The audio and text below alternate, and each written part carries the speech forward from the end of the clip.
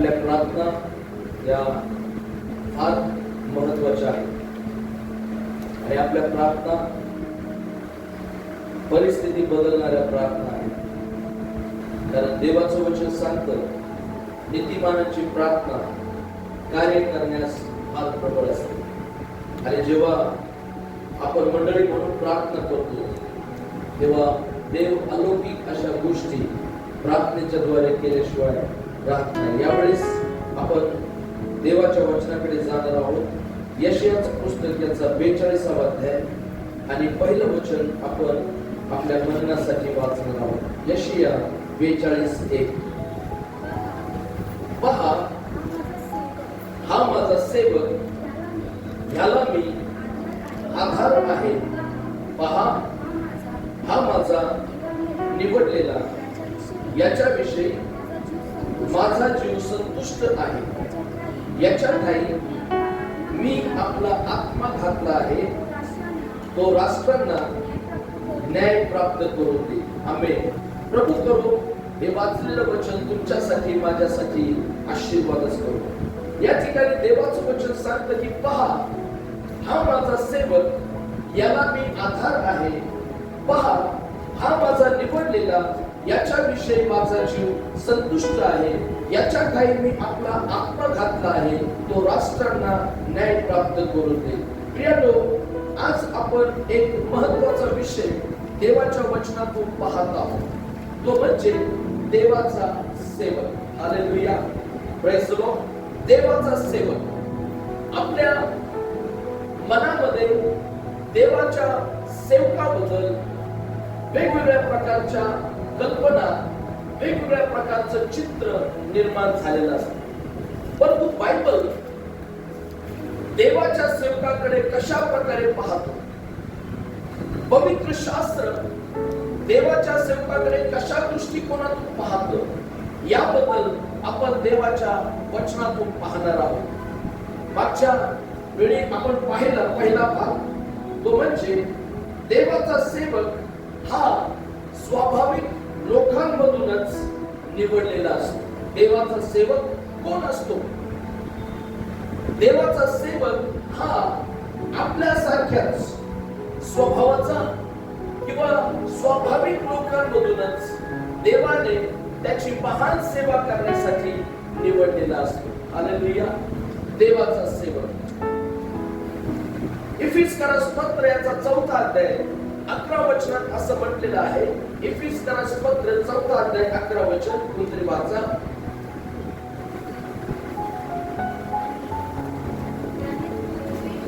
आणि त्यानेच कोणी प्रेषित, कोणी संदेष्टे, कोणी सुवार्तिक, कोणी पालक व शिक्षक असे नेमून दिले. हालेलुया. देवाचं वचन सांगतं की त्यानेच कोणी प्रेषित, कोणी संदेष्टे, कोणी सुवार्तिक, कोणी पालक व कोणी शिक्षक असे नेमून दिले. म्हणजेच परमेश्वर हा निवड करणारा आहे. आणि परमेश्वरानंच या ठिकाणी असं म्हटलं की कोणी प्रेषित. प्रेषित म्हणजे विशेष अशा प्रभूच्या कार्यासाठी पाठवलेला. सुवार्तिक, संदेष्टा, पालक आणि शिक्षक ही 5 पदरी सेवा देवाने त्याच्या मंडळीसाठी, त्याच्या सेवकांच्या द्वारे दिलेली आहे. मग आपण पाहत आहोत की देवाचा सेवक कोण आहे. पहिली गोष्ट आम्ही पाहिली, देवाचा सेवक हा आपल्यासारख्याच स्वभावाच्या लोकांमधून देवाने निवडलेला असतो. आपल्यासारख्याच लोकांना. दुसरी गोष्ट आज आपण पाहणार आहोत, देवाचा सेवक कोण आहे. देवाचा सेवक हा देवाचा याजक असतो. देवाचा सेवक हा देवाचा याजक असतो असं देवाचं वचन सांगते. याजक या शब्दाचा अर्थ आहे, याजक या शब्दाचा अर्थ आहे देव म्हणजेच सर्वशक्तिमान परमेश्वर व मानवजात म्हणजेच जी पापामध्ये जन्मलेली आहे. जिच्याकडे पाप आहे, अशी मानवजात, द फॉलन ह्युमॅनिटी. देव व मानवजात यांना जोडणारा मध्यस्थ म्हणजे याजक. देव आणि मानवजात यांना जोडणारा मध्यस्थ म्हणजे याजक. उत्पत्ती 14:18 मध्ये पहिल्यांदा याजक या शब्दाचा उल्लेख आपल्याला पाहायला मिळतो. उत्पत्ती 14 म्हणजे त्या काळात, अब्राहमाच्या काळात नियमशास्त्र नव्हतं. नियमशास्त्र जगात येण्यापूर्वी एका व्यक्तीबद्दल तिथं असं म्हटलेलं आहे की तो परात्पर देवाचा याजक होता आणि त्या याजकाचं नाव मल्कीसदेक असे होते. मल्कीसदेक, ज्याला शालेमाचा राजा असं म्हटलं. आणि हा मल्कीसदेक याजक अब्राहमाकडे येताना तो भाकर व द्राक्षरस घेऊन आला आणि अब्राहमाला त्याने आशीर्वाद दिला असे देवाचं वचन सांगितलं. मल्कीसदेक याजक पहिल्यांदा उत्पत्ती 14:18 मध्ये आपण याजक या शब्दाचा उल्लेख पाहतो. त्यानंतर आपण निर्गमचं पुस्तक याचा 28वा अध्याय आणि पहिल्या वचनात देव एका सेवेची स्थापना करताना दिसतो. उत्पत्ती 28 याच्या पहिल्या वचनात देव एका सेवेची, म्हणजे ज्याला याजकीय सेवा, या याजकीय सेवेची स्थापना करताना आपल्याला दिसून येतो. याजकीय सेवा वाचूयात आपण 28:1. निर्गम 28:1. तुझा भाऊ अहरोन याने याजक ह्या नात्याने माझी सेवा करावी म्हणून त्याला व त्याच्याबरोबर त्याचे मुलगे नदाब, अबीहू, एलाजार व इथामार यांना इस्रायल लोकांतून आपल्या जवळ आणले. जेव्हा देवाने त्याचे इस्रायल लोक म्हणजे त्याचे स्वतःचे लोक यांना मिस्र देशातून ज्या दास्यात, ज्या छळात, ज्या दुःखात, ज्या गुलामगिरीत ते जीवन जगत होते, 400 वर्षापेक्षा अधिकचा काळ त्यांनी मिस्र देशामध्ये दास्य करण्यामध्ये घालवला होता. आणि हा काळ लुटत असताना परमेश्वरानं त्याच्या लोकांचं दुःख पाहिलं, परमेश्वरानं त्यांचा आक्रोश पाहिला, परमेश्वरानं त्यांचे अश्रू पाहिले, त्यांच्या वेदना पाहिल्या आणि परमेश्वरानं त्याच्या महापराक्रमी सामर्थ्याच्या द्वारे त्याचा सेवक मोशे याला पाठवून इस्रायल लोकांना मिस्र देशातून, त्या दास्यातून, त्या गुलामगिरीतून, त्या वेदनांमधून, त्या बंधनातून देवाने त्यांना सुटका दिली. आणि मग सुटका मिळाल्यानंतर जेव्हा इस्रायल लोक हे अरण्यामध्ये म्हणजेच रानातून प्रवास करत असताना जो वचनदत्त देश देवाने त्यांना देण्याचं वचन दिलं होतं, त्या वचनदत्त देशाकडे जात असताना निर्गम याचा 26 ते 28 अध्यायात आपण पाहतो की जेव्हा ते सिनाय पर्वताजवळ आले आणि सिनाय पर्वताजवळ आल्यावर देवाने त्याचा सेवक मोशे याला सिनाय पर्वतावर आपल्या जवळ बोलावून घेतलं. त्या पर्वतावर फक्त एकटा मोशे आणि देव हे त्या ठिकाणी होते. आणि देवाबरोबर मोशे 40 दिवस व 40 रात्र संभाषण करत होते. या 40 दिवसात देवाने मोशेला अनेक अशा गोष्टी सांगितल्या. मग त्यामध्ये देवाने 10 आज्ञा दिल्या, म्हणजे नियमशास्त्र दिलं. त्यावेळी देवाने इस्रायल लोकांना इस्रायल लोकांना वेगवेगळे नियम, इस्रायल लोकांना पाळायचे सगळ्या प्रकारचे सण याबद्दल देवाने मोशेला त्या ठिकाणी सांगितलं. आणि मग त्या पर्वतावरच असताना देवाने मोशेला निवास मंडपाची रचना सांगितली. देव म्हटला की मला तुमच्यामध्ये वास्तव्य करायचं आहे, मला तुमच्या बरोबर राहायचं आहे. आणि म्हणून इस्रायल लोक ज्या ज्या ठिकाणी मुक्काम करतील त्या प्रत्येक ठिकाणी त्यांनी त्यांच्या छावणीच्या बाहेर एक माझ्यासाठी निवास मंडप करावा, तो निवास मंडप लावावा, म्हणजे मी तुमच्यामध्ये निवास करून राहील असे परमेश्वरानं मोशेला सांगितले. मग देवाने मोशेला त्या निवास मंडपाची लांबी, त्याची रुंदी, त्यासाठी लागणारं कापड, त्यासाठी लागणारं लाकूड, त्यासाठी लागणारं सोनं, चांदी, त्यानंतर हिरे मोती, जे काही प्रावर्ण या निवास मंडपाच्या रचनेसाठी लागणार होती, ती सगळ्या गोष्टींची ब्लूप्रिंट देवाने मोशेला दिली. आणि मग निवास मंडपाची रचना दिल्यानंतर परमेश्वराने मोशेला सांगितलं, या ठिकाणी असं म्हटलेलं आहे, तुझा भाऊ अहरोन याने याजक या नात्याने माझी सेवा करावी म्हणून त्याला व त्याच्या बरोबर त्याचे मुलगे नदाब, अबीहू, एलाजार व इथामार यांना इस्रायल लोकांतून आपल्या जवळ आण. म्हणजेच देवाने अहरोनाचं घराणं, अहरोन जो मोशेचा मोठा भाऊ होता, या अहरोनाला आणि त्याचे जे 4 पुत्र होते त्या पुत्रांना आणि जो लेवी वंश आहे या लेवी वंशाला देवाने त्याचं याजकत्वाची सेवा म्हणजे जो निवास मंडप येणाऱ्या दिवसात तयार केला जाईल, त्या निवास मंडपामध्ये परम पवित्र स्थान,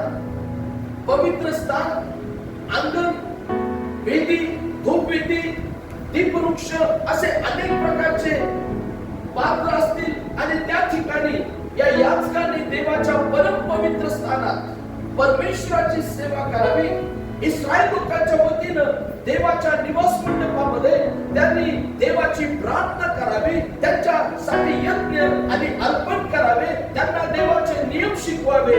याकरता अहरोन आणि त्याच्या घराण्याची देवाने याजक होण्यासाठी निवड केली.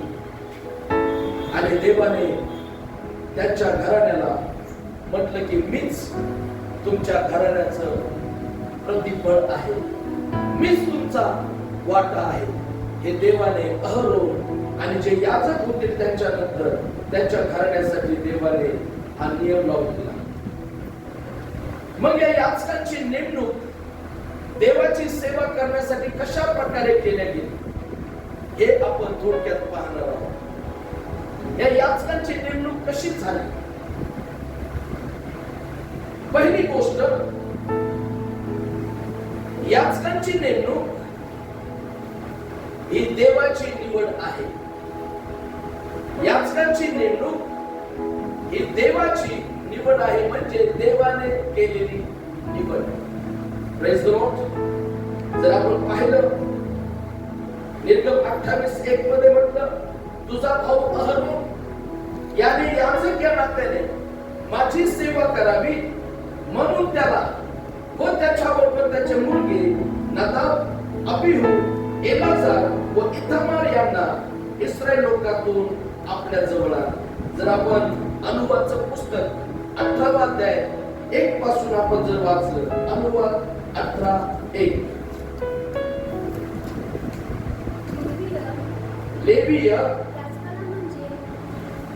लेवीय याजकांना म्हणजे लेव्याच्या सर्व वंशाला इस्रायल लोकांबरोबर काही वाटा किंवा वतन मिळणार नाही. परमेश्वराला अर्पायचे हवे व त्यांच्या हक्काचे असेल ते त्यांनी खावे. त्यांच्या भाऊबंदांबरोबर त्यांना काही बदल मिळवायचे नाही, पण परमेश्वराने त्यांना सांगितल्याप्रमाणे जो स्वतःच त्यांचे बदल आहे, काही बैलांचा यज्ञ असो की की शेरडा मेंढराचा यज्ञ असो तो करणाऱ्या लोकांकडून याचकाला हा हक्काचा वाटा मिळावा, म्हणजे फरा दोन्ही गालफडे आणि कोथळा लोकांनी याचकाला द्यावे. तुझे धान्य, नवा द्राक्षरस व तेल यांचे प्रथम उत्पन्न आणि मेंढरांची प्रथम कातरलेली लोकर तू त्याला द्यावी, कारण त्याने व त्याच्या वंशजांनी निरंतर परमेश्वराच्या नावाने सेवा करण्यास हजर राहावे, म्हणून तुझा देव परमेश्वर याने त्यांना तुझ्या सर्व वंशातून निवडून घेतले आहे. हालेलुया. या ठिकाणी शास्त्र सांगतं की लेव्याच्या वंशातून, अहरोन हा लेवी वंशातून होता आणि या वंशाला देवाने याजक पद दिलं. इस्रायल घराण्याचे 12 वंश होते. देवाने ठरवलं असतं तर प्रत्येक वंशातून एक एक व्यक्ती, एक एक घराणं देवाने त्याचा याजक होण्यासाठी निवडलं असतं. परंतु देवाने तसं न करता देवाने विशिष्ट एका घराण्याची, एका वंशाची, लेवी वंशाची निवड केली आणि त्या घराण्याला परमेश्वरानं कायमचं याजकत्व दिलं, असं देवाचं वचन सांगतं. देवाचा याजक, यातून आम्ही काय शिकतो? देवाचा याजक, देवाचा सेवक, हा देवाचा सेवक हा परमेश्वराने निवडलेला असतो. देवाचा याजक हा मनुष्याची निवड नाही. देव जगाच्या दृष्टीनं जे योग्य आहेत, जगाच्या दृष्टीनं जे पात्र आहेत, जगाच्या दृष्टीनं जे टॅलेंटेड आहेत, जगाच्या दृष्टीनं जे बुद्धिमान आहेत, जगाच्या दृष्टीनं जे प्रियानो उपयोगी ठरू शकतात, अशा लोकांना परमेश्वर निवडून घेत नाही. तर जगाच्या दृष्टीनं जे दुर्बळ आहेत, जगाच्या दृष्टीनं जे अपात्र आहेत, जगाच्या दृष्टीनं जे योग्य नाहीत, अशा लोकांना त्याने त्याची सेवा करण्यासाठी निवडलं आहे. याजकाची नेमणूक जी झाली ती निवड परमेश्वराची. आणि म्हणून आम्ही या वचनातून काय शिकावं? देवाचा सेवक, ज्याला दुसऱ्या भाषेत याजक आपण म्हणू शकतो, मुख्य याजक येशू ख्रिस्त आहे. हालेलुया. मंडळीचा मुख्य याजक कोण आहे? येशू ख्रिस्त आहे. त्याच्याशिवाय कोणी नाही. पण जो सेवक, त्यालाही पवित्र शास्त्रात दुसरे पेत्र 2:9 मध्ये असं म्हटलेलं आहे की तुम्ही तर निवडलेला वंश, पवित्र राष्ट्र, देवाचे स्वतःचे लोक आणि राजकीय याजक आहात, असे शास्त्र सांगते. देवाचा सेवक अहरोन आणि त्याच्या मुलांना परमेश्वराने नाव घेऊन निवडले. अहरोनाला कधी स्वप्नातही वाटलं नसेल की एक दिवस तो इस्रायल घराण्याच्या मंडळीचा याजक होणार आहे. एक दिवस मी जाऊन देवाच्या निवास मंडपात परमेश्वरासाठी धूप जाळणार आहे. एक दिवस मी जाऊन परमेश्वराच्या पवित्र स्थानात परमेश्वराप्रित्यर्थ मी धूप जाळणार आहे. हे अहरोनाला कदाचित माहित नसेल. जेव्हा देवाने मोशेला आज्ञा केली तेव्हा देवाने सांगितलं, तुझा भाऊ अहरोन आणि त्याच्या पुत्रांना माझे याजक होण्यासाठी मी निवडले आहे. याजकाची नेमणूक ही देवाच्या निवडीतून झालेली असते. यिर्मयाचं पुस्तक याचा 1 अध्याय 5 वचन सांगतं. यिर्मया 1:5 मध्ये असं म्हटलेलं आहे, मी तुला गर्भाशयात घडले त्यापूर्वी तू मला ठाऊक होतास. तू उदरातून निघण्यापूर्वी मी तुला पवित्र केले, मी तुला राष्ट्रांचा संदेष्टा नेमले आहे, असे सेनाधीश परमेश्वर. या ठिकाणी शास्त्र सांगतं की तुझ्या आईच्या गर्भाशयात तुझी घडण होण्यापूर्वीच मी तुला निवडलं आहे, असं परमेश्वर म्हणतो. प्रियानो, देवाचा जो नेमलेला याजक आहे असतो, तो देवाचा नेमलेला सेवक हा देवाने निवडलेला असतो. हालेलुया. नेहमी लक्षात असतो, देवाचा सेवक हा देवाने निवडलेला असतो. दुसरी गोष्ट, देवाच्या सेवकाची म्हणजे याजकाची नेमणूक कशी केली. दुसरी गोष्ट, देवाच्या याजकाला पवित्र करण्याच्या द्वारे देवाने त्याच्या याजकाची नेमणूक केली. हालेलुया. देवाने त्याच्या याजकाला पवित्र करण्याच्या द्वारे त्याच्या याजकाची नेमणूक केली, असं देवाचं वचन सांगतं. निर्गमचं पुस्तक 29 अध्याय आणि 1 ते 6 वचन आपण वाचणार आहोत. निर्गमचं पुस्तक 29:1 ते 6. त्यांनी याजक या नात्याने माझी सेवा करावी म्हणून त्यांना पवित्र करण्यासाठी जे तुला करायचे ते हे: 1 गोरा, 2 दोषहीन मेंढे घ्यावेत आणि बेखमीर भाकर, तेलात मळलेल्या बेखमीर पोळ्या आणि तेल लावलेल्या बेखमीर चपात्या घ्याव्यात. या सर्व सपिठाच्या असाव्यात. या सर्व एका टोपलीत घाल. तो गोरा व ते 2 मेंढे यांच्या सहित ती टोपली घेऊन ये. मग अहरोन व त्याचे मुलगे यांना दर्शन मंडपाच्या दारासमोर घेऊन ये व त्यांना आंघोळ घाल. आणि ती वस्त्रे घेऊन अहरोनाला त्याचा अंगरखा, एफोदाचा झगा घाल.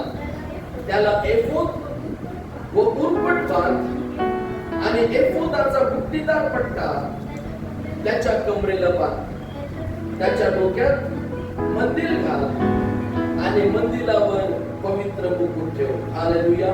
आता या ठिकाणी देवाने जेव्हा अहरोनाची निवड केली, अहरोन आणि त्याच्या वंशाची, त्याच्या घराण्याची याजक होण्यासाठी निवड केली, तेव्हा देवाने मोशेला दुसरी महत्वाची गोष्ट सांगितली की प्रथम अहरोन आणि त्याचे जे मुलं येणाऱ्या दिवसात याजक होणार आहेत, ते याजक होऊन माझी सेवा करणार आहेत, त्या प्रत्येकाला पवित्र करावं असं देवाने सांगितलं. आणि मग त्यांच्या पवित्र करण्याची जी रीत आहे किंवा कसं करावं, ती पद्धत काय असावी, ही पद्धत देवाने त्याचा सेवक मोशे याला सांगितलं. देवाने सांगितलं की 1 गोरा, 2 दोषहीन मेंढे, बेखमीर भाकर, तेलात मळलेल्या बेखमीर पोळ्या आणि तेल लावलेल्या बेखमीर चपात्या घ्याव्या. आता या सर्व जी भाकर आहे, ज्या पोळ्या आहेत, ज्या चपात्या आहेत, त्या एका टोपल्यात घ्याव्या. त्यानंतर जे 1 गोरा आणि 2 दोषहीन मेंढे यांना घेऊन परमेश्वर म्हणतो तुम्ही माझ्या समोर या. अहरोनाला आणि त्याच्या मुलांना आंघोळ घाला, त्यांना ते पवित्र वस्त्र नेसवा आणि मग त्या जे गोरा आहेत, जे मेंढे आहेत, त्यांचं यज्ञ करावा, त्यांचं अर्पण करावं. त्यांचं रक्त हे याजकाच्या अंगावर शिंपडण्यात यावं. त्याचं रक्त घेऊन याजकाच्या उजव्या कानाला, त्याच्या उजव्या हाताच्या अंगठ्याला आणि त्याच्या उजव्या पायाच्या अंगठ्याला ते कोकड्याचं किंवा त्या मेंढ्याचं रक्त याजकाला लावण्यात यावं. आणि ही जी पवित्रीकरणाची जी पद्धत आहे किंवा जो संस्कार आहे, हा संस्कार 7 दिवस, नित्य 7 दिवस करण्यात यावा अशी आज्ञा देवाने मोशेला दिली. आणि जसं देवाने मोशेला सांगितलं त्याप्रमाणे मोशेने अहरोन आणि त्याचे जे 4 पुत्र आहेत त्यांना याजक म्हणून सेवा सोपवण्यापूर्वी त्यांचं पवित्रीकरण करावं आणि त्यांना पवित्र करून परमेश्वराची सेवा त्यांच्या हातामध्ये सोपवण्यात यावी याकरता 7 दिवस तो संस्कार मोशेने त्यांच्यासाठी केला आणि मग ते पवित्र ठरले असं देवाचं वचन सांगतं. पवित्र या शब्दाचा अर्थ कोणाला सांगता येईल? निर्दोष. अजून पवित्र शब्दाचा अर्थ निर्दोष. अजून कोणाला सांगता येईल?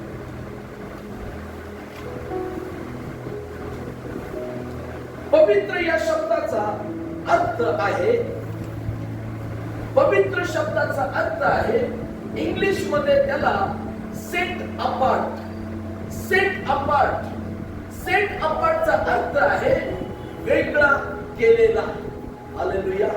म्हणजेच देवाने अहरोनाला त्याच्या घराण्याला याजक होण्यासाठी पवित्र केलं, म्हणजेच सगळ्यांपासून वेगळं केलं. हालेलुया.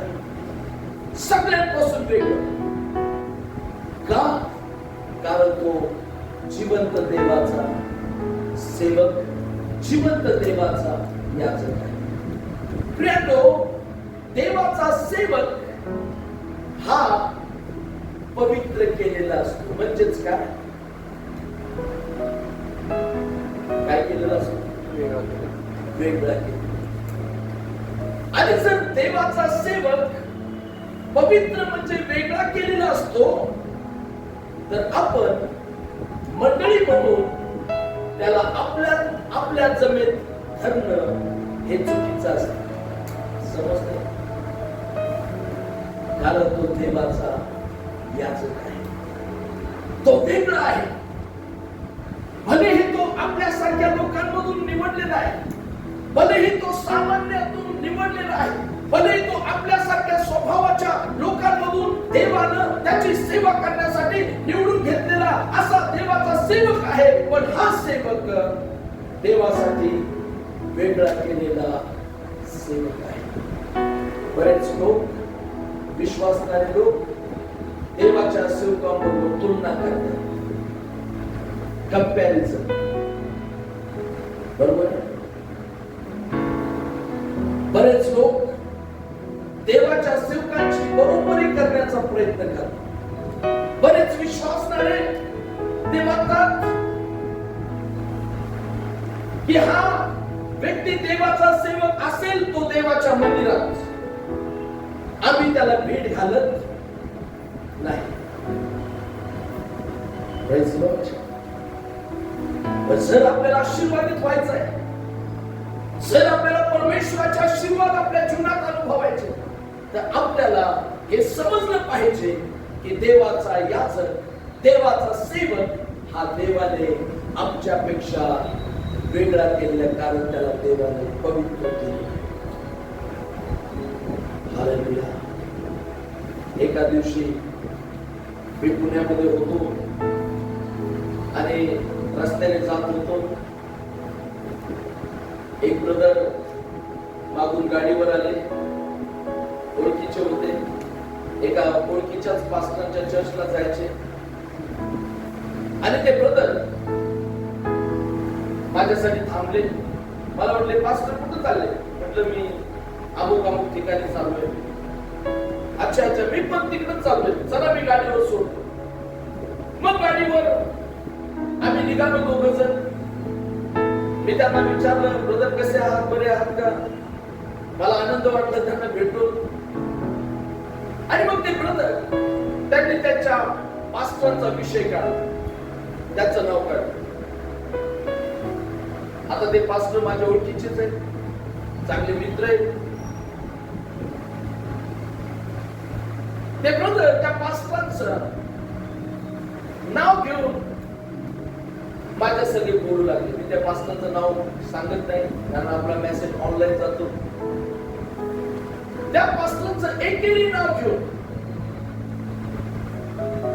तो असा आहे, तो तसा आहे, तो असा वागतो, तो तसा वागतो.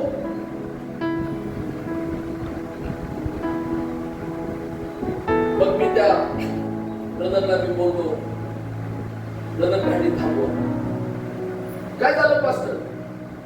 नाही म्हटलं थांबव, तर थांबवली गाडी. उतरलो. त्याला म्हटलं तो देवाचा सेवक आहे. जरी तो आपल्यासारखाच आहे, आपल्यासारख्या लोकांतून निवडलेला आहे, पण देवाने त्या सेवकाला वेगळा दर्जा दिलेला आहे. आणि आपण त्या देवाच्या निवडलेल्या पवित्र सेवकाबद्दल आपण असं बोलणं हे चुकीचं आहे. नाही पण काय झालं पास्टर, तुम्हाला जे आहे ते म्हटलं नाही. जर तो देवाचा दास चुकत असेल, त्याचा न्याय परमेश्वर. हालेलुया. पण तुम्ही तुमचे आशीर्वाद गमावू. मला सांगायचं की देवाचा याजक हा आपल्यापेक्षा वेगळा असतो, हे समजून घ्या. आणि जर तो आपल्यापेक्षा वेगळा केलेला आहे, तर त्याला त्याच्या वेगळेपणानेच जीवन जगू देणं, त्याच्या वेगळेपणानेच त्याला सेवा करू देणं ही मंडळी म्हणून आपली जबाबदारी असते. कधी कधी आपण म्हणतो पास्टर आमच्या सारखं, आमच्या मनासारखं वागतच नाही. बरोबर? आम्ही टाळी द्यायला जातो, ते टाळीच घेत नाही. कारण तो कसा असतो, वेगळा असतो. तिसरी गोष्ट, देवाच्या याचकाची नेमणूक कशी केली? देवाच्या याचकाला अभिषेक करण्याच्या द्वारे, देवाच्या याचकाला अभिषेक करण्याच्या द्वारे त्याची नेमणूक करण्यात आली. देवाच्या याचकाला अभिषेक करण्याच्या द्वारे. निर्गमचं पुस्तक 29 अध्याय 7 वचन. नंतर अभिषेकाचे तेल त्याच्या डोक्यावर ओतून त्याला अभिषेक कर. हालेलुया. देवाचं वचन सांगतं की जेव्हा अहरोन आला आणि त्याच्या पुत्रांना देवाने त्याच्या मंदिरात, त्याच्या निवास मंडपात त्याची सेवा करण्यासाठी याजक म्हणून नेमलं, तेव्हा देवाने मोशेला महत्वाची आज्ञा दिली की त्यांना तू काय कर, अभिषेकाचे तेल घे आणि त्याच्या डोक्यावर ओतून त्याला अभिषेक कर असे परमेश्वरानं मोशेला सांगितलं. हालेलुया. तोपर्यंत मोशेवरती जबाबदारी अभिषेक कर.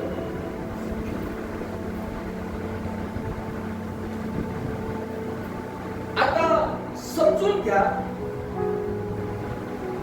इथं देवाने मोशेला सांगितलं तेल घे, ते तेल माझा सेवक अहरोन याच्या मस्तकावर ओत.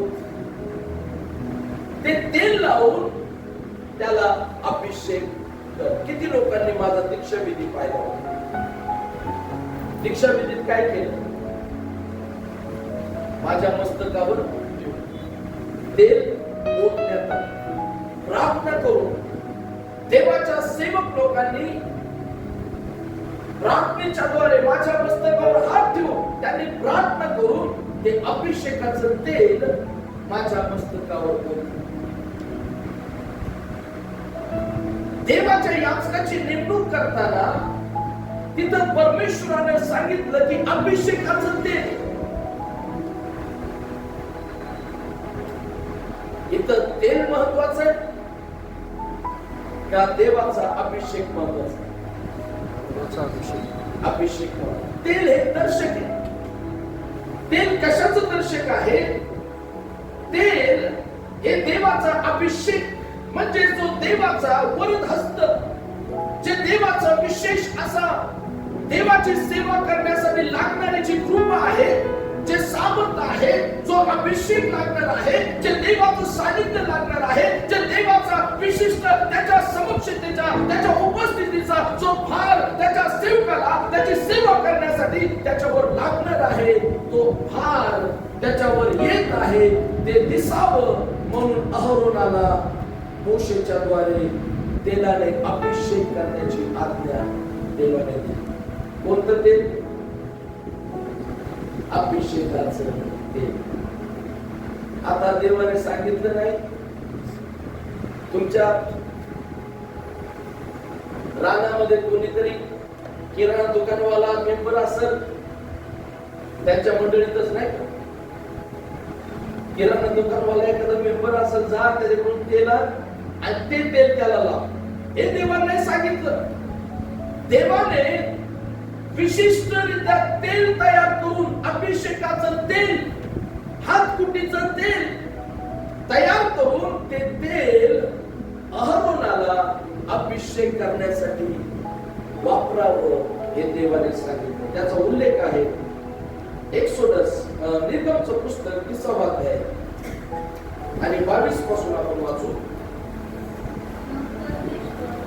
मग परमेश्वर मोशेला म्हणाला, बघा काय काय सांगितलं काळजीपूर्वक आहे.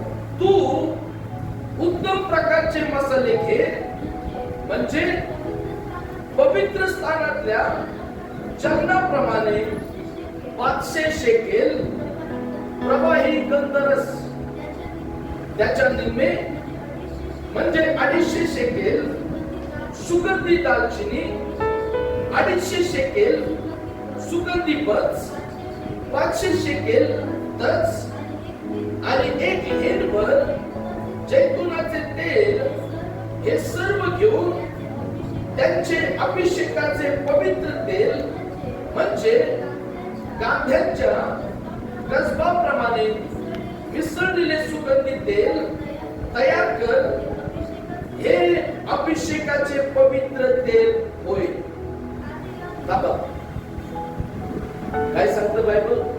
देवाने सांगितलं 500 शेकल प्रवाही गंधरस, त्याच्या निम्म म्हणजे 250 शेकल सुगंधी दालचिनी, 1 हिरभर जैतुनाचे तेल, 500 शेकेल तज, 250 शेकेल बच, हे सगळं घेऊन त्याचं सुगंधी तेल तयार कर. कशासाठी? माझा सेवक अहरोन याला अभिषेक करण्यासाठी. आपण पुढे जाऊया, थोडं पुढे जाऊया 30 वचनापासून. आणि याजक या नात्याने माझी सेवा करण्यासाठी अहरोन व त्याचे मुलगे यांना अभिषेक करून पवित्र कर.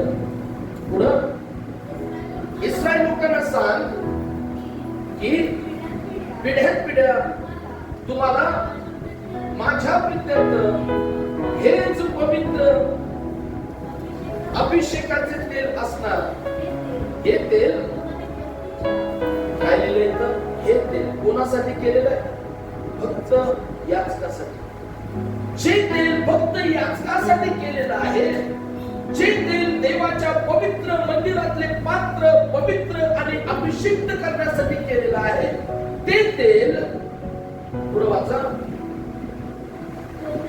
कोणाही व्यक्तीच्या अंगाला लावायचे नाही व ह्या प्रकारचे मिश्रण कोणी करायचे नाही. हे पवित्र आहे आणि तुम्ही ह्याला पवित्रच लेखावे. जो कोणी त्याच्यासारखे मिश्रण तयार करेल किंवा कोणा परक्याला ते लावेल, त्यांचा स्वजनातून उच्छेद व्हावा. हालेलुया. प्रियानो, देवाचं वचन सांगतं की जे अभिषेकाचं तेल आहे ते दुसरं कोणीही वापरू नये. म्हणजेच देवाने त्याच्या याचकांना केलेला अभिषेक हा हिरावून घेता येऊ शकत नाही. तो त्या सेवकांपासून काढून घेता येत नाही. देवाच्या याचकांवर असलेला अभिषेक आपण तो अदलाबदल करू शकत नाही. आपण तो कोणाला ट्रान्सफर करू शकत नाही. देवाच्या याचकांचा अभिषेक आपण विकत घेऊ शकत नाही. आपण देवाच्या याचकांवर असलेल्या अभिषेकाची बराबरी करू शकत नाही, कारण देवाने त्याला त्याच्या विशेष कार्यासाठी तो अभिषेक केलेला असतो. समजते सगळं? गोंधळ कुठं होतो माहिती? गणनाचं पुस्तक. आपला प्रॉब्लेम काय? मंडळीचा, विश्वासणाऱ्यांचा 16 अध्याय. एक गैरसमज लोकांचा आहे. 16 अध्याय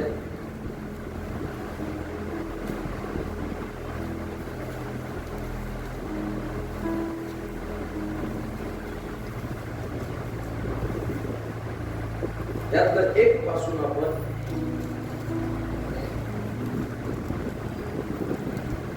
3 पर्यंत वाचा. कोरह बिन इस्साकार, बिन कहात, बिन लेवी आणि रऊबेन वंशातील एलियाबाची मुलगे दाथान व अबीराम आणि ओन बिन पेलेत हे इस्रायलातील 250 लोकांना बरोबर घेऊन मोशे विरुद्ध उठले. हे लोक सरदार असून मंडळीचे प्रतिनिधी व नामांकित पुरुष होते. ते मोशे व अहरोन यांच्या विरुद्ध जमा होऊन त्यांना म्हणाले, तुमचे आता फारच संबंध मंडळी पवित्र आहे, तसेच प्रत्येक मनुष्य पवित्र आहे आणि परमेश्वर त्यांच्या ठाई आहे. तर मग तुम्ही परमेश्वराच्या मंडळीवर वर्चस्व का गाजवता? 4 जण एकत्र झाले. कोरह, त्यानंतर दाथान, अबीराम आणि ओन. त्यांनी 250 लोक जमा केले मंडळी. कोणाविरुद्ध? मोशे आणि अहरोन. आणि त्यांना एकंदर काय म्हणायचंय की देवाने फक्त तुम्हालाच निवडलं का? तुम्ही सुद्धा न्याय निवाडा करता, तुम्ही सुद्धा वचन सांगता, तुम्ही सुद्धा प्रार्थना करता, तुम्ही सुद्धा आणि उठून म्हणता की आता चला आपण पुढे रानामध्ये प्रवास करू. देव काय आमच्या बरोबर नाही का? देवाचा अभिषेक फक्त तुमच्यावरच आहे का? देवाचं सानिध्य फक्त तुमच्यामध्येच आहे का? आमच्या बरोबरही देव आहे.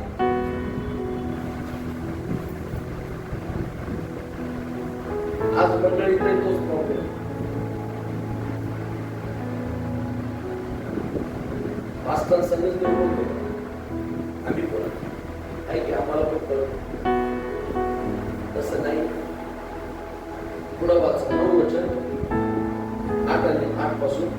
तेव्हा मोशे कोरहाला म्हणाला, तेव्हा मोशे कोरहाला म्हणाला, लेवीच्या वंशांनो ऐका, तुम्ही परमेश्वराच्या निवास मंडपाची सेवा करावी आणि मंडळीची सेवा करण्यासाठी तिच्या समोर उभे राहावे. म्हणून परमेश्वराने तुम्हाला आपल्या जवळ येऊ दिले. या कार्यासाठी इस्रायलाच्या देवाने तुम्हाला इस्रायल लोकांच्या मंडळीतून वेगळे केले. हे काय थोडं झालं? तुला व तुझ्या सर्व लेवीय भाऊबंधांना परमेश्वराने आपल्या जवळ घेतले असले तरी याजक पदही तुम्ही मिळवू पाहता काय म्हणतो मोशे? तरी तुम्हाला याजक व्हायचं. तुम्हाला देवाने वेगवेगळ्या जबाबदाऱ्या दिल्या, लेव्यांना तुम्हाला वेगवेगळ्या सेवा दिल्या. एवढं सगळं असूनही तुम्हाला काय व्हायचंय? याजक व्हायचं. देवाच्या सेवकांचा अभिषेक हा खूप वेगळा असतो, खूप वेगळा असतो. जे पास्टर नानादार करू शकतात कारण त्यांच्यावर अभिषेक, ते आपण करू शकत नाही. कोणी मोठा देवाचा सेवक जे करू शकतो, आपण त्यांच्या बरोबर तुलना करून त्यांची बरोबरी समन्वय साधण्याचा प्रयत्न करू शकत. जिथं तुलना येते तिथं आपलं आध्यात्मिक नुकसान चालू होतं. तिथं ईर्ष्या येते, जिथं तुलना येते तिथं ईर्ष्या येते, जिथं ईर्ष्या येते तिथं राग येतो, जिथं राग येतो तिथं तटीफुटी येतात, जिथं तटीफुटी येतात तिथं सर्व प्रकारचा गोंधळ निर्माण, जिथं गोंधळ निर्माण होतो तिथं अव्यवस्था येते, अव्यवस्था येते तिथं प्रेम सगळं काही नाहीच. देवाचा यास कसा नेमका त्याला अभिषेक करण्याच्या द्वारे त्याची देवाचे सेवक हे देवाने अभिषेक केलेले असतात याचे आपल्याला भान असणं फार गरजेचं आहे. आणि म्हणून देवाचं वचन सांगतं माझ्या अभिषिक्ताला हात लावा असं सांगितलं. माझ्या अभिषिक्ताला हात लावा, त्याच्याबद्दल जे बोलायचं ते बोला, काय करायचं ते करा. आपल्या खिशातच माणूस काय सांगितलं? माझ्या अभिषिक्ताला हात लावू. चौथी गोष्ट याचकाची नेमणूक कशी. चौथी गोष्ट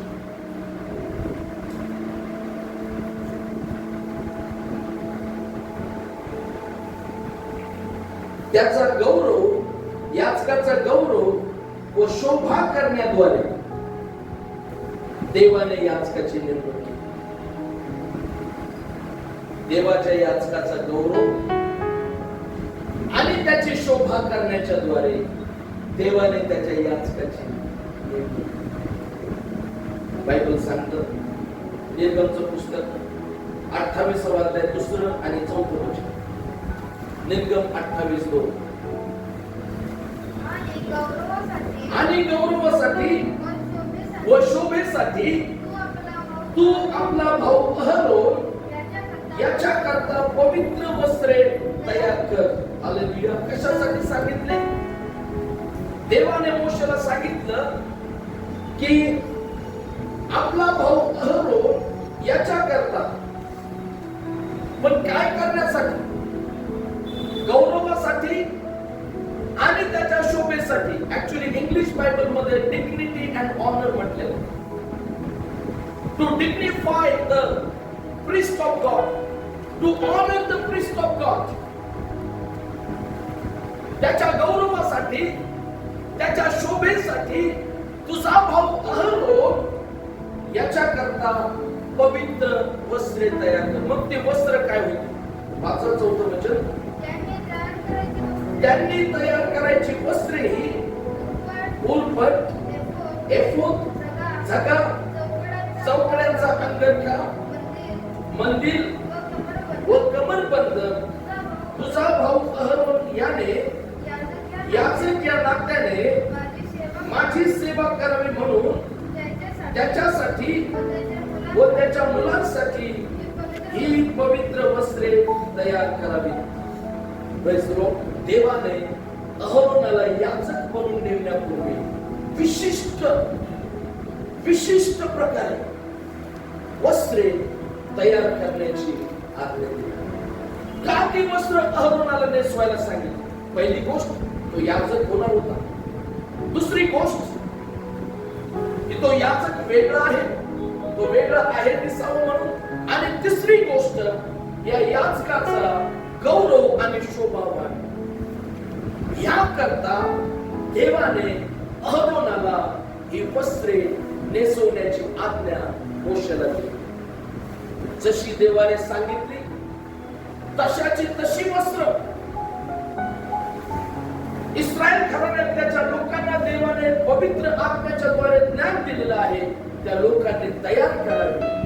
आणि मग जेव्हा अहरोनाचा संस्कार करण्याची वेळ, म्हणजे पवित्र करण्याची वेळ, त्याची आणि त्याच्या मुलाची, तेव्हा ही वस्त्रे घालून नेसून त्यांचा गौरव आणि शोभा करावा. प्रियानो, देव त्याच्या सेवकांचा गौरव आणि शोभा वाढवणारा देव.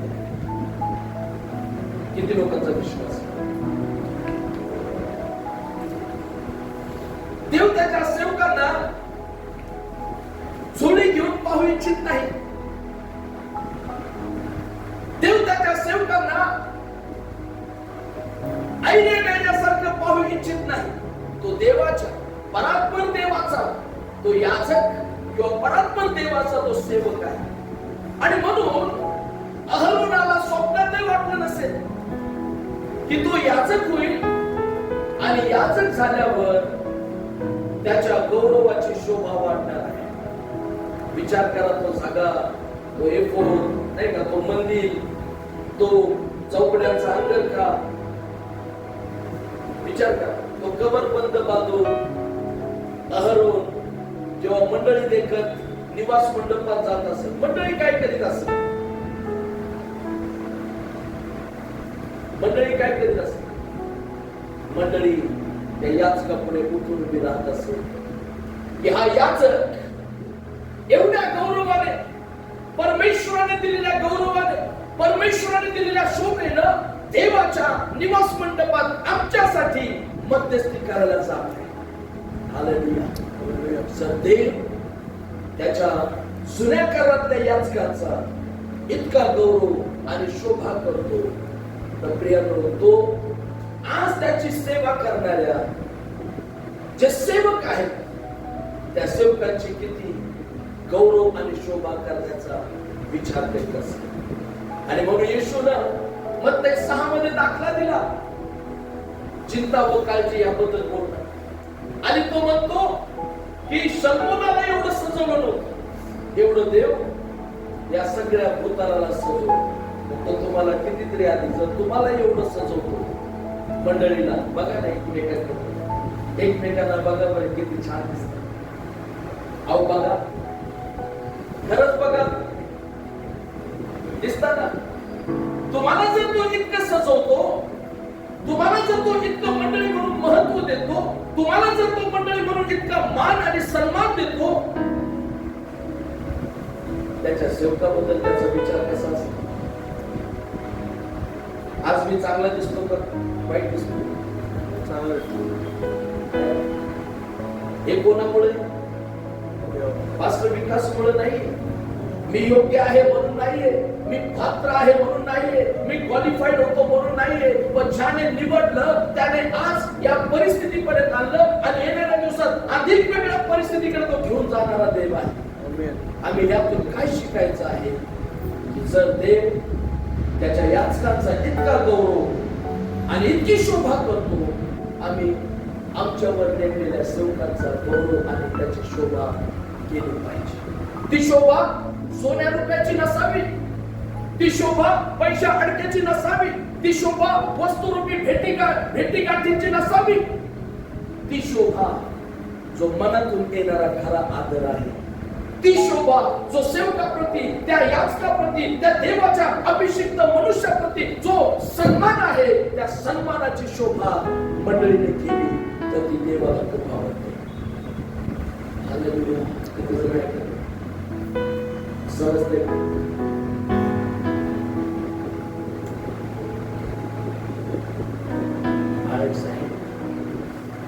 आत्ताच तुमची आठवण काढली होती, तुम्ही भेटला, इतकं मनाला बरं वाटलं.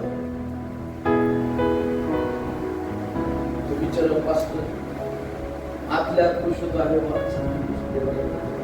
माझी आठवण.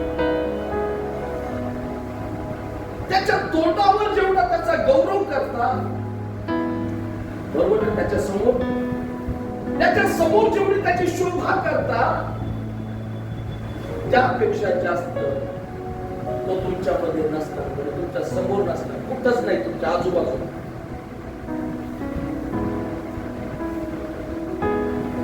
तेव्हा आम्ही त्याचा गौरव आणि त्याची शोभा केली.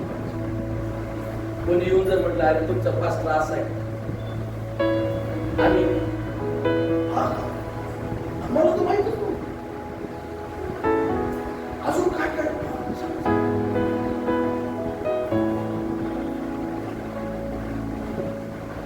पण ज्याला हे महत्व समजलंय, माझा पाळत कोण आहे? याचक, देवाचं याचक. आणि माझी जबाबदारी आहे, मी त्याच्या समोर करण्यापेक्षा त्याच्या पाठमोर, जेव्हा तो पाहायला नाही पण माझा देव पाहतो. कोणतरी येतो आणि तुमचे पास्टर मला मान्य नाही, माझ्या बाळकावर माझा पूर्ण विश्वास आहे आणि मी माझ्या बाळकाचा अपमान होऊ देणार. आणि जेव्हा परमेश्वर आमच्या जीवनात देवाच्या अभिषिक्त सेवकाचा आदर आणि आम्ही त्याचा गौरव, त्याची शोभा वाढवताना पाहतो, तेव्हा परमेश्वर आम्हाला आशीर्वाद केल्याशिवाय मी सांगितलं त्याला कपड्यांची शोभा नको, वस्तू भेटींची शोभा नको, त्या वस्तू नंतर जुन्या पुराण्या होऊन कुठं जातात कळत नाही. पण त्या सेवकाची शोभा मंडळीने कशी करावी, त्याचा आदर आणि त्याचा सन्मान करण्याच्या द्वारे. योहान शुभवर्तमान 12:26 मध्ये येशू काय म्हणतो आपण पाहूया. योहान 12:26, जर कोणी माझी सेवा करतो तर पिता त्याचा मान करेल. काय म्हणतो येशू? माझी सेवा करणाऱ्याचा माझा स्वर्गातला पिता मान करेल, सन्मान करेल. आपण करतो का? आपण मंडळी म्हणून खरंच करतो का? आपण तोंड देखला करतो? आपण माणसांनी पाहावं या हेतून करतो? हा खूप मोठा प्रश्न आज देवाचा आत्मा आपल्याला विचारतो. पहिले तिमोथेला पत्र 5व्या अध्यायात 17 वचनात काय लिहिलं वाचा. कुठतरी मोठ्याने वाचा, खडखडीत आवाज. जे जेवलेले असतील त्यांनीच वाचा.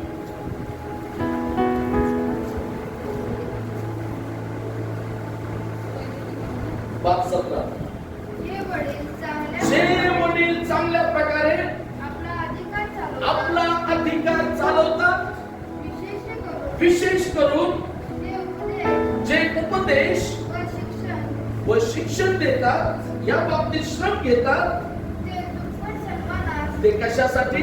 ते दुप्पट सन्मानास योग्य असे केले जावे. जे वडील म्हणजेच जे देवाचे सेवक, जे तुम्हाला उपदेश करतात. आता मी काय करते? उपदेश करत आहे. मी तुम्हाला वचनाचं शिक्षण देत आहे. मी देवाचं सत्य तुम्हाला सांगत आहे. मी देवाची योजना सांगत आहे. मी देवाचं मन तुम्हाला सांगत आहे. आणि बायबल सांगतं की जे तुम्हाला उपदेश करतात, जे तुम्हाला शिक्षण देतात, प्रियानो, जे ह्या बाबतीत श्रम घेतात, ते सर्व देवाचे सेवक दुप्पट सन्मानास योग्य असे गणले जातात. दुप्पट, एकपट नाही, दुप्पट सन्मान. देवाच्या सेवकाला आदर देणं हे खूप मोठ्या आशीर्वादाची चावी. पण त्या आदर देताना इथलं देव सगळ्यात महत्त्वाचं वापर. कोणत्या पाहुणे तो आदर देतो, दुप्पट सन्मानास योग्य असे. 4थी 5वी गोष्ट, याचकाची नेमणूक कशी केली करण्यात आली. याचकाला देवाच्या सेवेसाठी समर्पित करण्याच्या द्वारे व अधिकार देण्याच्या द्वारे याचकाची नेमणूक करण्यात आली. जेव्हा हे सगळे संस्कार झाले, देवाच्या याचकाला समर्पण करण्याच्या द्वारे व त्याला अधिकार देण्याच्या द्वारे याचकाची नेमणूक करण्यात आली. त्याचं समर्पण आणि त्याला अधिकार देऊन त्याची नेमणूक करण्यात. जेव्हा अहरोनावर सगळे संस्कार झाले, पहिली गोष्ट देव बोलला, मी कोणाला निवडलं? अहरोन, त्याच्या घराण्याला. हे देवाने कळवलं, हे निवडलेलं पात्र आहे.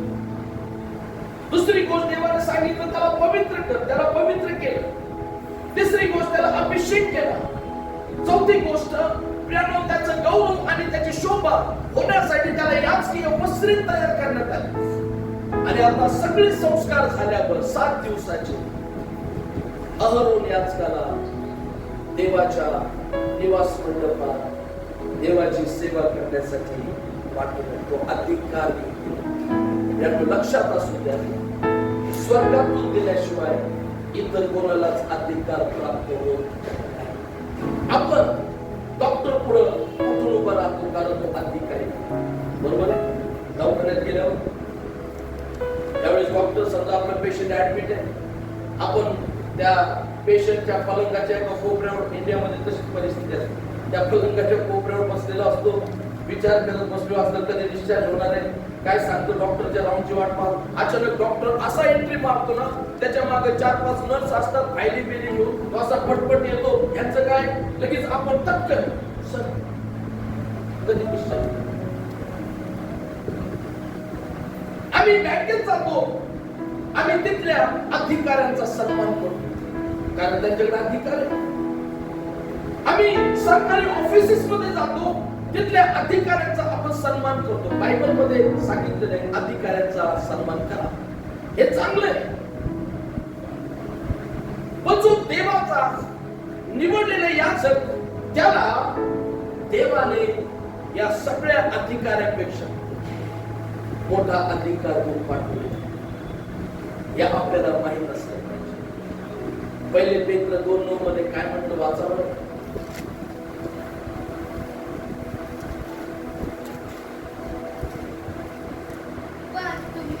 पण तुम्ही तर निवडलेला वंश, या राजकीय याचक, पवित्र राष्ट्र, देवाचे स्वतःचे लोक असे आहात, यासाठी की ज्याने तुम्हाला अंधकारातून काढून आपल्या अद्भुत प्रकाशात पाचारण केले, त्याचे गुण तुम्ही प्रसिद्ध करा. देवाचे सेवक कोणाचे गुण दाखवतात, कोणाला गाजवतात, ज्याने आकाश आणि पृथ्वी निर्माण केली, त्या देवाला. आणि त्या देवाने त्यांना दिलेला अधिकार ते घेऊन चालतात. आणि म्हणून देवाचे सेवक प्रार्थना करतात भूत निघण्यासाठी, ते दुष्टात्मे निघून जातात. देवाचे सेवक प्रार्थना करतात आजार बरे होण्यासाठी, आजार बरे होतात. देवाचे सेवक प्रार्थना करतात मंडळीची परिस्थिती बदलण्यासाठी, त्या मंडळीची परिस्थिती बदलून जाते. देवाचे सेवक कुटुंबासाठी प्रार्थना करतात, देव त्यांची प्रार्थना ऐकतो आणि त्या कुटुंबाला आशीर्वादित करतो. देवाचे सेवक जेव्हा त्याचं वचन, सत्याचं वचन गाजवतात, तेव्हा देव ही जबाबदारी घेतो की माझ्या सेवकाच्या मुखातून आलेला प्रत्येक वचन मी माझ्या लोकांसाठी आशीर्वादाने आशीर्वाद करेन. एवढा मोठा अधिकार देवाच्या सेवकांना देवाने दिलेला. जे तू पृथ्वीवर बांधशील ते स्वर्गात बांधलं जाईल, जे तू पृथ्वीवर मोकळं करशील ते स्वर्गातून मोकळं केलं जाईल. हालेलुया. आणि जर मंडळीतल्या सामान्य लोकांच्या प्रार्थना जर देवी काय त्याने निवडलेल्या सेवकाचं काय होत असेल. हालेलुया. आणि म्हणून आम्हाला हे समजलं पाहिजे की माझ्यावर किंवा मंडळीवर जो देवाने याचक नेमलेला आहे, सेवक नेमलेला आहे, हा सेवक वरून अधिकार घेऊन देवाने मला माझ्याकडे पाठवलेला आहे. आणि मग जेव्हा तो सेवक तुमची दोष दाखवतो, तुम्ही ते स्वीकारलं पाहिजे. जेव्हा देवाचे सेवक तुमची सुधारणूक करतो, तुम्ही स्वीकारलं पाहिजे. जेव्हा देवाचा सेवक तुम्हाला शिक्षा करतो, तुमच्यावर रागवतो, तुमच्यावर चिडतो, तुम्हाला तुमचे दोष दाखवितो, तेव्हा तुम्ही त्याच्या अधिकाराचा विचार केला पाहिजे की जर हा व्यक्ती बोलत आहे, हा कोणी व्यक्ती नाही, हा देवाचा अधिकार घेऊन आलेला देवाचा सेवक माझ्यासमोर बोलत आहे आणि मला माझ्या जीवनात त्याचं ऐकलं पाहिजे. हालेलुया. आणि जेव्हा आम्ही देवाच्या याचकांचा अधिकार आमच्या जीवनात स्वीकारतो, तेव्हा परमेश्वर देव आम्हाला आशीर्वाद केल्याशिवाय राहत नाही. आज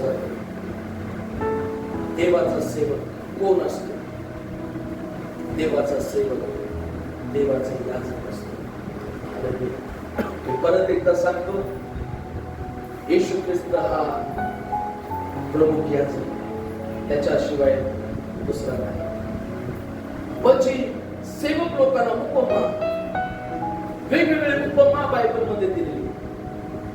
त्या उपमानुसार मी तुम्हाला सांगत आहे की जो देवाचा सेवक आहे तो सेवक देवाचा याचक करीत असतो. याचक कसा नेमला जातो हे आम्ही देवाच्या वचनात तो निवडलेला असतो, हे लक्षात असतो. कोणी निवडलेला? देवाने. हे काय ध्यानात ठेवतो? देवाचा निवडलेला. दुसरी गोष्ट, तो पवित्र केलेला आहे, म्हणजे तो वेगळा आहे. तो वेगळा आहे, तो आमच्यासारखा नाही. आणि बऱ्याच वेळेस अपेक्षा करतो की पास्टरने आमच्यासारखं बोलावं, आमच्या मनासारखं बोलावं, आमच्या मनासारखं वागावं, आमच्या मनासारखं चालावं. पण त्याला काहीतरी मर्यादा या वचनात देवाने त्या मर्यादेच्या पलीकडे तो जाऊ शकत नाही. आणि म्हणून बऱ्याच वेळेस लोकांना वाईट वाटतं, पास्टर माझं ऐकत नाही, पास्टर आमच्या मनासारखं वागत नाही, मग आम्ही पण त्यांच्यासारखं वागणार नाही. हालेलुया. लक्षात असो, देवाचा सेवक वेगळा असतो, पवित्र असतो. पवित्र केलेला, तो वेगळा केलेला आहे. तिसरी गोष्ट आहे पाहिलं, त्याची नेमणूक कशी केली? त्याला अभिषेक करण्याचे. देवाच्या सेवकावर अभिषेक असतो. असा तसा माणूस नसतो, त्याच्यावर अभिषेक आहे देवाचा. आणि त्याचा अभिषेक आपण हिरावून घेऊ शकत नाही. म्हणून आपण त्याला अभिषिक्त म्हणून त्याचा सन्मान केला पाहिजे. चौथी गोष्ट आम्ही पाहिली, त्याला याचकीय वस्त्र नेसवले ना, कारण त्या याचकाचा गौरव आणि त्याची शोभा होती. कारण देव म्हणतो की तो कंगालास धुळीतून उचलतो, उकिरड्यातून काढतो आणि आपल्या अधिपतीच्या पत्नीस. जर कंगालाला तो एवढं करतो, त्याच्या याचकाला गौरवी शोभा का देणार नाही? आणि म्हणून आपल्या महाराष्ट्रात मानसिकता आहे ख्रिस्ती लोकांची, देवाच्या सेवकाचं पोट आहे ना, पोट असं खपाटीलाच गेलेलं पाहिजे, ते पाठीला चिकटलेलं पाहिजे, त्याचे गाल असे आत गेलेले पाहिजे. उपाशी राहून असे नाही, माझे नाही जात, समज. त्याचे दाढी अशी वाढलेली पाहिजे की तो खरंच आता हा बाळक चोपतोय. त्याच्या खांद्याला ती पिशवी पाहिजे. शबनम असते ना, पहिले पासून लोक, मी त्यांना त्या पिशवीवरूनच मी म्हणायचो हे पासून लोक भिकारी आहेत. मला लय राग यायची. ती पिशवी मला असं दिसला, मी म्हणायचो गल्लीत बाळक आला, मी नाव ठेवायचं. अशा पिशवीतच देवाचा सेवक दिसला पाहिजे. असा असा चालत चालत आला, जसं काय त्याच्यावर असं शॉकचं तंत्र वापरलेलं आहे, नाही का?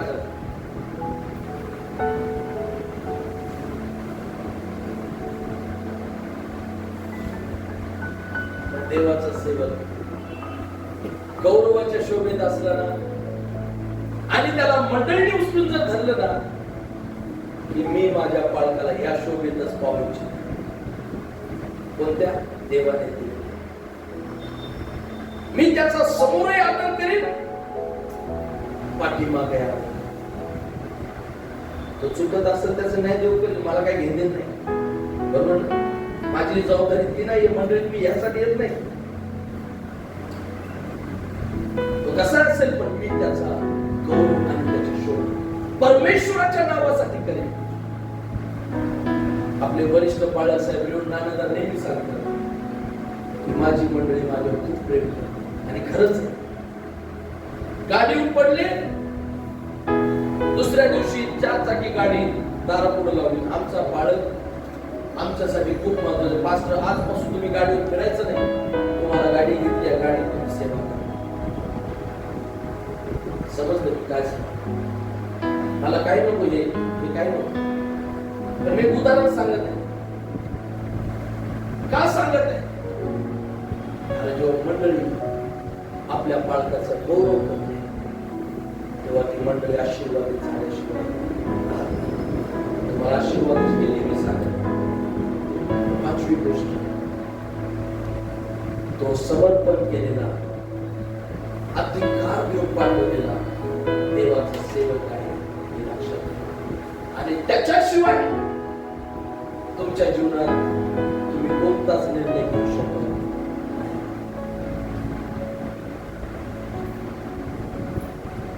कोणताच निर्णय घेऊ शकत आणि घेतला तुम्ही आणि ते असं असतं. म्हणजे असं असतं. मी सांग तुम्ही घेत नाही तसे निर्णय पण मी सांगत नाही. कारण तो अधिकार घेऊन पाठवलेला देवाचा सेवक असतो. किती लोक आशीर्वादित व्हायचं खरंच व्हायचं देवाच्या सेवकांचा सन्मान त्यांच्यासाठी प्रार्थना त्यांचं जे दर्शन आहे जे दर्शन देवाने त्यांना दिलेलं आहे त्या दर्शनात त्यांच्याबरोबर उभे राहते. त्यांचे हात मजबूत करा. अहरोन आणि हूर यांच्यासाठी नाही का मोशे तिथं होता त्या टेकडीवर हात मजबूत करा. जोवर मोशेचे हात त्यांनी धरले ते युद्धात विजय होतो. सेवकाचे हात देवाच्या राज्यात त्याच्या खात्याला उभं राहा. आणि परमेश्वर देवाचं काम आहे तो तुम्हाला आशीर्वादित करणार असं.